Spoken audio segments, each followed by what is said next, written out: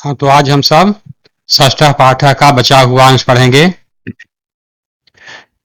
यज्जाग्रतो दोरमुदयति दैवम् तदुसुप्तस्य तथैवैति दूरङ्गमं ज्योतिषां ज्योतिरेकं तन्मे मनः शिव संकल्पमस्तु तन्मे मनः शिव संकल्पमस्तु सुसारथिरश्वानिवयन्मनुष्यान् नेनीयते भीषुभिर्वाजिनैव हृत्प्रतिष्ठां यदजिरं जविष्ठं तन्मे मनः शिव संकल्पमस्तु तन्मे मनः शिव संकल्पमस्तु यज्जाग्रतो दूरमुदयति दैवं तदुसोप्तस्य तथैवैति दूरङ्गमं ज्योतिषां ज्योतिरेकं तन्मे मनः शिव संकल्पमस्तु तन्मे मनः शिव संकल्पमस्तु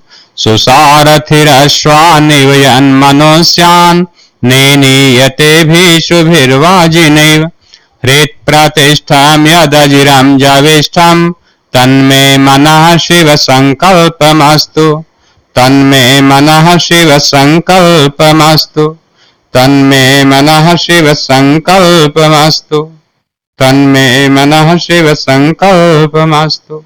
आगे हम सब पढ़ते हैं। देखें, जहां तक पढ़ लिए थे उससे आगे आज पढ़ेंगे।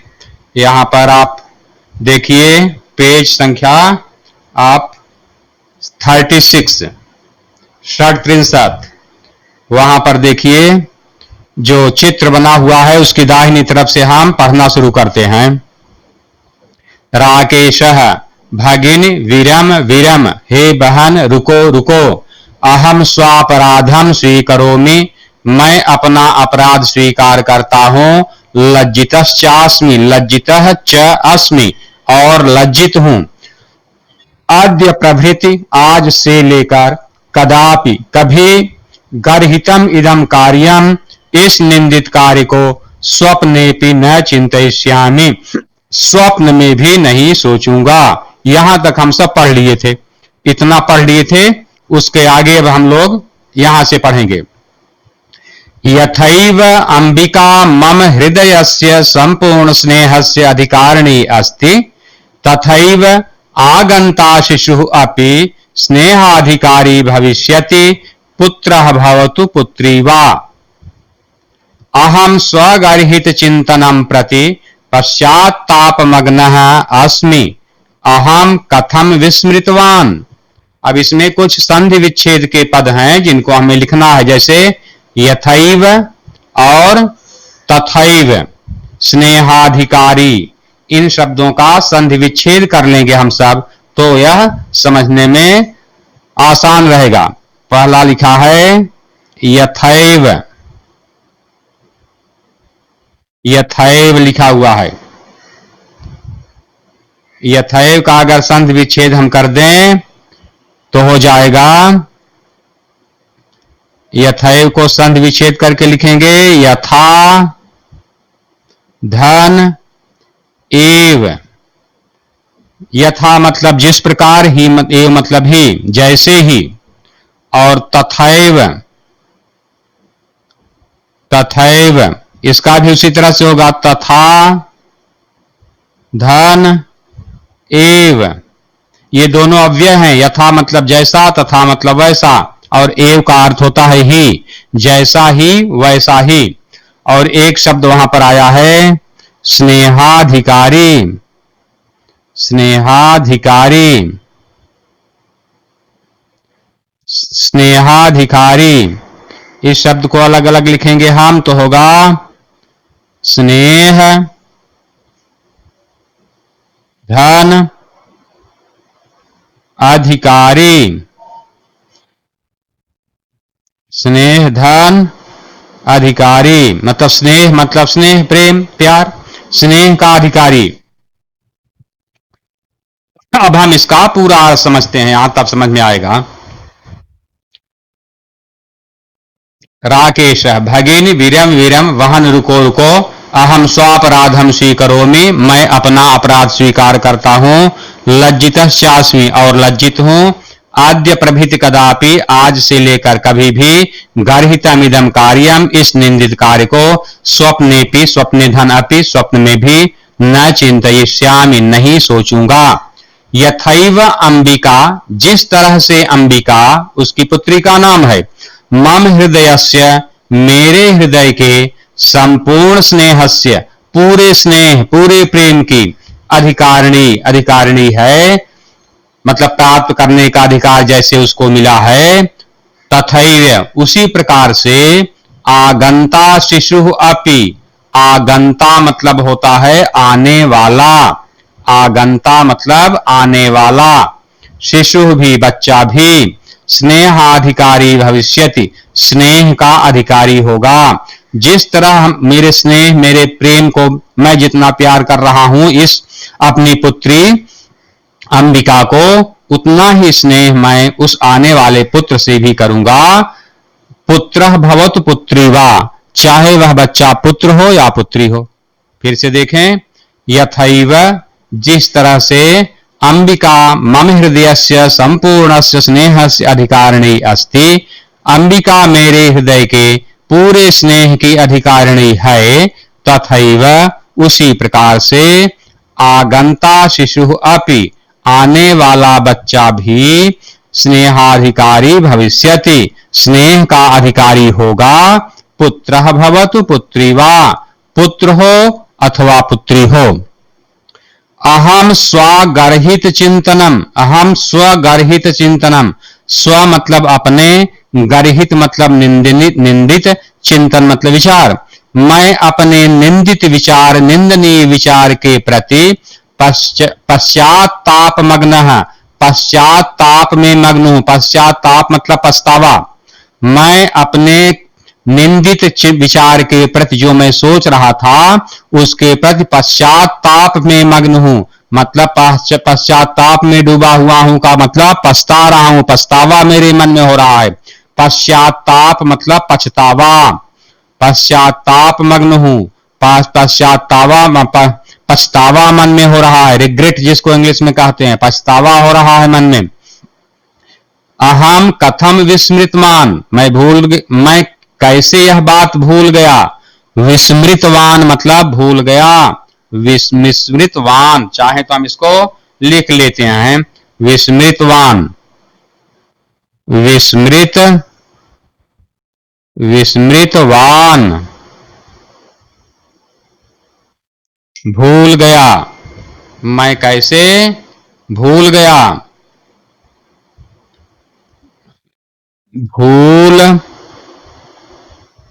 भूल गया, विस्मृतवान, मैं कैसे इस बात को भूल गया, यह कहना चाह रहा है। अहम कथम विस्मृतवान, मैं कैसे यह बात भूल गया कि, ये लिख लेते हैं विस्मृतवान, विस्मृतवान का मतलब बताया आपको, भूल गया, मैं कैसे यह बात भूल गया। अब इसके बाद एक श्लोक लिख करके उसके माध्यम से श्लोक सुना करके वह उस बात को बताना चाहता है कि पहले भी यह श्लोक मैंने पढ़ लिया था लेकिन इस श्लोक का मैंने ध्यान ही नहीं किया, जबकि मुझे यह बात हमेशा याद रखनी चाहिए। कौन सा श्लोक था वो था, ध्यान देंगे, यत्र नार्यस्तु पूज्यन्ते रमन्ते तत्र देवताः, यत्रैताः न पूज्यन्ते सर्वास्तत्राफलाः क्रियाः। यत्र नार्य, ये आप बार बार समाज में सुनते होंगे इस बात को, कोई न कोई कहता है, यत्र नार्यस्तु पूज्यन्ते रमन्ते तत्र देवताः, यत्रैताः न पूज्यन्ते सर्वास्तत्राफलाः क्रियाः।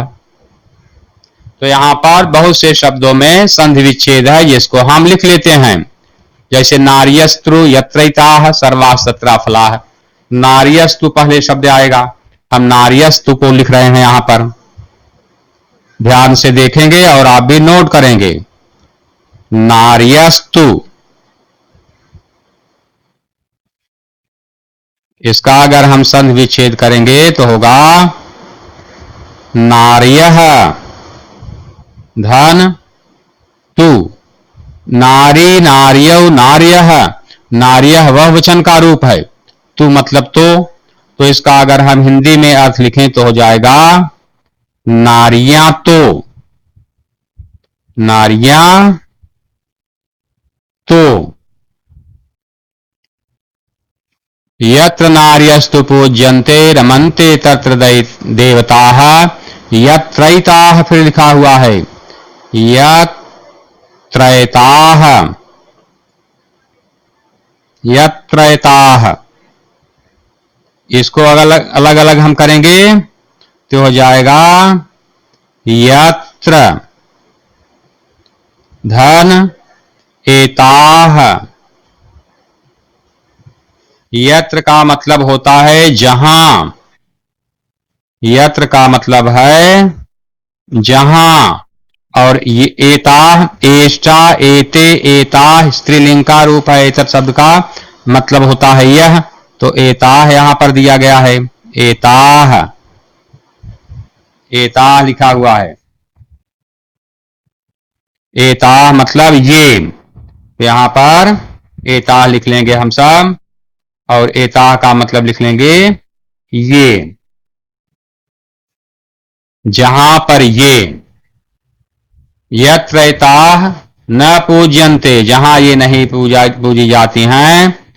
सर्वे तत्रा फलाः क्रियाः, ये देखो आप इस शब्द को फिर से लिखेंगे, सर्वास् तत्रा फलाः, सर्वाः तत्रा फलाः, सर्वास् तत्रा फलाः। जब तक पदों को अलग अलग नहीं करते हैं तब तक हम उस पूरे पद का, पूरे सभी शब्दों का अर्थ नहीं समझ सकते हैं। तो इसको अलग अलग करेंगे तो होगा सर्वाः तत्र अफलाः, सर्वास् तत्र अफलाः। सर्वाः मतलब सब, तत्र मतलब वहां, और अफलाह मतलब निष्फल, कोई फल नहीं होता है जिसको अफल कहते हैं। फल का विलोम अफल मतलब निष्फल, कोई फल वहां नहीं मिलता। किसका? क्रिया मतलब कार्यों का। चलें अब इसका हम इस श्लोक का भावार्थ समझते हैं बच्चों, ध्यान से भावार्थ को समझेंगे। यत्र नार्यस्तु पूज्यन्ते, जहां नारियों की पूजा होती है, पूजा का मतलब यहां सम्मान से है, पूजा का अर्थ सम्मान से होता है। जहां पर नारियों का सम्मान होता है, तत्र मतलब वहां पर देवता मतलब बहुत सारे देवता, रमनते मतलब रमण करते हैं, विचरते हैं, रहते हैं। जहां पर नारियों का सम्मान होता है वहां सभी देवताओं का निवास होता है। रमनते मतलब वहां विचरण करते हैं, रहते हैं, निवास करते हैं। और यत्र एताः न पूज्यन्ते, जहां पर इनका सम्मान नहीं होता, यह इनका के लिए आया है मतलब नारियों का, जहां पर नारियों का सम्मान नहीं होता, तत्र मतलब वहां पर, सर्वाः मतलब सब, क्रियाएं मतलब कार्य, अफला मतलब असफल हो जाते हैं। वहां किसी भी कार्य में सफलता नहीं मिलती। जिस जगह नारियों का सम्मान नहीं होता वहां पर सभी क्रियाएं अफल मतलब निष्फल या असफल हो जाती हैं। वहां सभी कार्यों में असफलता प्राप्त होती है, किसी भी कार्य में सफलता नहीं मिलती। इस बात को मैं ध्यान नहीं किया, और मैं पुत्री हो तो चाहा कि उसका जन्म न हो। यह तो बड़ी खराब बात थी जो मेरे मन में आ गई, और तुम्हारे द्वारा अब इस बात को मुझे याद दिला दिया गया। अथवा कहा कि इस बात को याद करें, अथवा मतलब नहीं तो इस बात को भी याद कर सकता है मनुष्य। पितुर्दश गुणा मातेति, पितुर्दश गुणा मातेति, इनमें भी संधि विच्छेद है। संधियां हम लिखते चलेंगे तो हमें आसान हो जाएगा। पितुर पितुर 10 गुणा। इसको अलग अलग करेंगे तो पितुः धन 10 गुणा। इसका मतलब हुआ पिता से, हिंदी में भी आप कहते हैं 10 गुना, पिता से, माता से भी, पिता से भी 10 गुना। पितुर 10 गुणा मातेति, मातेति, मातेति को भी अलग अलग हम करते देते हैं। माता धन इति, पितुर 10 गुणा मातेति, मतलब पिता से 10 गुना होती है माता। पिता से माता का स्थान 10 गुना अधिक होता है, यह इसका मतलब हुआ। पितुर 10 गुणा मातेति, पितुः 10 गुणा माता इति, पिता से माता 10 गुना महान होती है, बड़ी होती है, उसका स्थान 10 गुना अधिक होता है। तो जब नारी का, माता का शक्ति का स्थान 10 गुना अधिक है, तो हम उसके प्रति भेदभाव की भावना किस तरह से सोच सकते हैं? यह तो मेरा विचार ऐसा ठीक नहीं था। यह अब राकेश के मन में बात आ गई है। अब आगे वो फिर कहता है, त्वया सन्मार्गः प्रदर्शितः भगिनी, त्वया मतलब तुम्हारे द्वारा, सतधन मार्गः सन्मार्गः, प्रदर्शितः मतलब दिखाया गया, भगिनी मतलब बहन, हे बहन तुम्हारे द्वारा अच्छा रास्ता मुझे दिखाया गया। तो सन्मार्गः को हम अलग अलग कर देंगे, सन्मार्गः को अलग अलग लिख देते हैं। सन्मार्गः, इसको अलग अलग करेंगे तो हो जाएगा सत मार्गः, अच्छा रास्ता। सतमार्गः मतलब अच्छा रास्ता। तो तुम्हारे द्वारा अच्छा रास्ता मुझे दिखाया गया, मैं इस बात को भूल ही गया था। हे बहन तुम्हारे द्वारा तो अच्छा रास्ता मुझे दिखाया गया। त्वया सन्मार्गः प्रदर्शितः भगिनी, तुम्हारे द्वारा अच्छा रास्ता दिखाया गया। कनिष्ठापि त्वम, छोटी होती हुई भी तुम। कनिष्ठा मतलब जो अपने से उम्र में छोटी हो, यंगर, और वरिष्ठा मतलब होगा जो अपने से उम्र में बड़ी हो। पुल्लिंग में रहेगा तो कनिष्ठः और वरिष्ठः, स्त्रीलिंग है तो कनिष्ठा और वरिष्ठा। कनिष्ठा मतलब अपने से छोटी और वरिष्ठा मतलब अपने से बड़ी। अपने से छोटी होती हुई भी तो मतलब तुम, मम गुरु रसी, मम गुरु रसी, ये गुरु रस में दो शब्द हैं, गुरु धन असी, गुरु रसी, गुरु धन असी, गुरु हो तुम, मुझसे छोटी होती हुई भी मेरी गुरु हो। तो गुरु रस को भी चाहें तो हम यहां पर लिख लें, जिससे कि हमें संधि विच्छेद करने में मुश्किल न आए। पहले तो लिखा है यहां पर कनिष्ठापि, कनिष्ठापि, कनिष्ठापि, इसको अलग अलग करेंगे तो होगा कनिष्ठा, कनिष्ठा धन आपी, मतलब छोटी होती हुई भी। कनिष्ठा मतलब होता है छोटी उम्र में, और अपि का मतलब होता है, अपि का मतलब होता है भी। ये तो बहुत बार आप इसको लिख चुके हैं। अपि का मतलब होता है भी, ये देखो अपि का मतलब भी। और एक शब्द और आया था जिसको मैंने कहा बताऊंगा, वो है गुरु रसी। गुरु रसी को अलग अलग करेंगे तो हो जाएगा गुरु हो धन आसी, गुरु आसी का मतलब हो।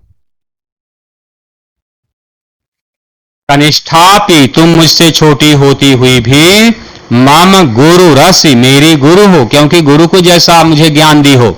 मुझे यह ज्ञान था ही नहीं, मैं भूल ही गया था सारी बातें, कि जहां पर नारियों का सम्मान होता है वहां पर सभी देवता निवास करते हैं, और जहां नारियों का सम्मान नहीं होता वहां पर सभी कार्य असफल हो जाते हैं, या माता का स्थान पिता की अपेक्षा 10 गुना बड़ा होता है। तो इन बातों की शिक्षा मुझे मिल गई, इसलिए भले ही उम्र में तुम मुझसे छोटी हो बहन, लेकिन आज तुम मेरी गुरु हो, ऐसा मैं मानता हूं। तो इस तरह से उसने बताया। अब आगे हम देखते हैं कि क्या कह रहे हैं। अब शालिनी कहती है आगे, अब शालिनी का वक्तव्य चल रहा है, ध्यान से देखेंगे। अलम पश्चातापेन, पश्चाताप मत कीजिए। अलम आता है, बार बार बताया हूं, निषेध के अर्थ में, मना करने के अर्थ में। मतलब पश्चाताप करने से कोई लाभ नहीं, पश्चाताप करना व्यर्थ है। पश्चाताप मतलब पछतावा, अब पछताने से कोई फायदा नहीं, पश्चाताप करना व्यर्थ है। तव मनसः अंधकारः अपगतः, तुम्हारे मन का अंधकार, अपगतः मतलब हट गया, दूर हो गया। तुम्हारे मन में जो अंधकार भरा हुआ था वह अपगतः मतलब हट गया, अपगतः मतलब हट गया। यह कहा प्रसन्नतायाः विषयः अयम्, विषयो यम को अलग अलग कर दें तो होगा विषयः धन अयम्, विषयो यम को अलग अलग हम कर देंगे तो यहां पर बन जाएगा विषयः धन अयम्। एक पेज और यहां जोड़ते हैं क्योंकि इतने से नहीं कार्य हो रहा है। तो चलो यहां पर मैं आगे जोड़ करके यहां पर लिख देता हूं। लिखना है हमको विषयो यम, विषयो यम, इसको अलग अलग करेंगे। विषयः, विषयः धन अयम, यह विषय है, विषय मतलब विषय, अयम मतलब यह। प्रसन्नतायाः विषयोयम, यह प्रसन्नता का विषय है, यह प्रसन्नता का विषय है। प्रसन्नतायाः विषयोयम, क्या प्रसन्नता का क्या विषय है कि तव मनसः अंधकारः अपगतः, तुम्हारे मन से अंधकार दूर हो गया। अंधकार यहाँ अज्ञान के अर्थ में है। तुम्हारे मन से अंधकार मतलब तुम्हारे मन का अज्ञान, अज्ञान मतलब अंधकार, यहाँ शब्द प्रयोग किया गया। तुम्हारे मन का अंधकार हट गया मतलब तुम्हारे मन का अज्ञान हट गया। अयम प्रसन्नतायाः विषय, यह प्रसन्नता का विषय है। तो इसलिए अब कहती है भ्रातृ जाए, हे भाभी, आगच्छ आओ, आगच्छ मतलब आओ, हे भाभी आओ, सर्वाम चिंताम त्यज, सब चिंता छोड़ो, सर्वाम चिंताम त्यज, सब चिंता छोड़ो, आगंतु शिशोः स्वागताय च, और च यहां पर है, और आने वाले बच्चे के, स्वागताय स्वागत के लिए, और आने वाले बच्चे के स्वागत के लिए सन्नद्धा भव, सन्नद्धा भव। ये सन्नद्धा नया शब्द आपको मिला है। सन्नद्धा स्त्रीलिंग है इसलिए सन्नद्धा, पुल्लिंग होता तो सन्नद्धः, सन्नद्धा, सन्नद्धा का मतलब होता है तैयार, सन्नद्धा का मतलब तैयार। जैसे कोई बालिका अगर स्कूल जाने के लिए तैयार है तो कहेगी अहम विद्यालयम गंतुम सन्नद्धा अस्मि, मैं विद्यालय जाने के लिए तैयार हूं। तो सन्नद्धा का मतलब तैयार। और अगर बालक है कोई तो वह कहेगा कि अहम विद्यालयम गंतुम सन्नद्धः अस्मि, मैं विद्यालय जाने के लिए तैयार हूं। तो सन्नद्धा स्त्रीलिंग में, सन्नद्धः पुल्लिंग में, और सन्नद्धः या सन्नद्धा का मतलब होता है तैयार। इंग्लिश में रेडी जैसे कहते हैं आप, जाने के लिए तैयार। इसीलिए कह रहे हैं यहां पर कि अब तुम आने वाले बच्चे के स्वागत के लिए तैयार हो जाओ, आने वाले बच्चे के लिए तैयार हो जाओ। अब आगे फिर देखें क्या उसके बाद है कथन। आगे देखते हैं क्या कह रही है फिर शालिनी। भ्रातः, हे भाई, ये भी संबोधन का शब्द है। त्वम अपि प्रतिज्ञाम कुर, त्वम अपि में दो शब्द हैं, त्वम अपि मैं मिल गया आने, तुम भी प्रतिज्ञा करो, तुम भी आज अपने मन में इस बात की प्रतिज्ञा कर लो। क्या? कन्यायाः रक्षणे, कन्या की रक्षा में, कन्या के बचाने में, कन्या की रक्षा करने में, और तस्याः पाठने, उसके पढ़ाने में, पठन मतलब पढ़ना, पाठन मतलब पढ़ाना, तस्याः पाठने और उसके पढ़ाने में दत्त चित्तः स्थास्यसि, दत्त चित्तः मतलब ध्यान देने वाले, स्थास्यति मतलब बनोगे, ध्यान देने, स्था जैसे तिष्ठति तिष्ठतः तिष्ठन्ति बनता है वर्तमान काल में, स्था मतलब इंग्लिश में स्टे जैसे कहते हैं रुकना होना, स्थास्यत मतलब रहोगे यहां अर्थ में आया है। तुम दत्त चित्त रहोगे मतलब तुम ध्यान दोगे कन्या की शिक्षा रक्षण में, कन्या की रक्षा करने में और उसके पढ़ाने में तुम ध्यान दोगे, इस बात की प्रतिज्ञा करो। और उसके आगे याद दिला रही है, यहां चाहे तो पूर्ण विराम लगा सकते हैं, एक वाक्य हो गया। अब उसके आगे फिर बता रही है कि आगे ध्यान दो, वो कह रही है कि पुत्री पुत्रीम रक्ष, पुत्रीम पाठय च, पुत्रीम रक्ष पुत्री बचाओ, बेटी बचाओ, और पुत्रीम पाठय च और बेटी पढ़ाओ। इस तरह से ये देखो, पुत्रीम रक्ष पुत्रीम पाठय, पुत्रीम रक्षा पुत्रीम पाठय, बेटी बचाओ बेटी पढ़ाओ। आप देखते होंगे बहुत सारी जगह ये बात लिखी रहती है, क्योंकि सरकार ने यह बात अब सोचा है कि सबको यह जागृत किया जाए कि सबका कर्तव्य है कि बेटियों की रक्षा भी करनी है और उनकी हत्या नहीं करनी है बिल्कुल ही, और भ्रूण हत्या नहीं करना है कन्याओं का, और साथ ही साथ उनको पढ़ाना भी है। ये नहीं कि जन्म हो गया तो सोचें पुत्र को क्यों पढ़ाऊं कि और पुत्र को ही पढ़ाऊंगा, ऐसा बात मन में नहीं लाना है। तो इसके लिए सरकार ने योजना बनाई है जिसका नाम रखा बेटी बचाओ बेटी पढ़ाओ। इति सर्वकारस्य घोषणेयम, सर्वकार मतलब सरकार की, घोषणेयम घोषणा धन इयम घोषणेयम, इसको अलग से लिख सकते हैं हम, घोषणेयम घोषणेयम।